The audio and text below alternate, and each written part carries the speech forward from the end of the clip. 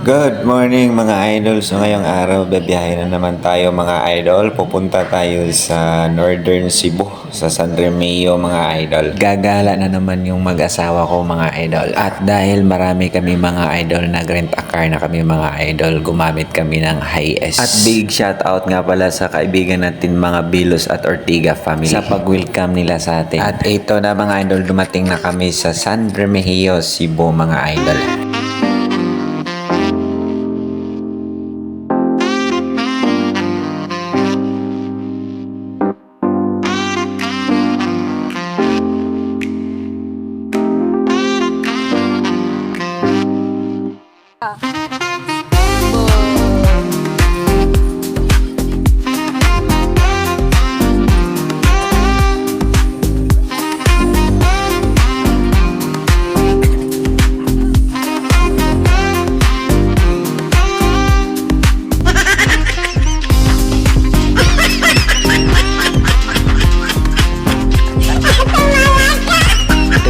Kailang mga kanding mga idol. Siyempre mga idol, nagluto din kami ng lechon. Grabe ang laki ng lechon mga idol. Estimated 90 kilos live mga idol. Naluto talaga mga idol at sobrang lambot kasi niluto ng kaibigan natin si Jaholi. Shout out Jaholi Ortiga, kaibigan natin. Nagluto ng pinakamasarap na lechon. Grabe talaga guys, ang laki talaga ng linuto nilang lechon. Mga almost 100 kilos guys. Tanawa ko na guys, dako kayo. Pero perti humuka na tanawa. Actual pag nagkabunahibong mo guys nga nung gibutang na siya tarima o gibasnigan og sako kay bauno na namos dagat guys kay siyempre maligo mig dagat mga idol kay panagsara mi makaadto og dagat sa norte kay puti kayo balas matik ren tos sumaw to guys naabot na may diri sa Urungan Beach Resort sa San Remigio mga idol.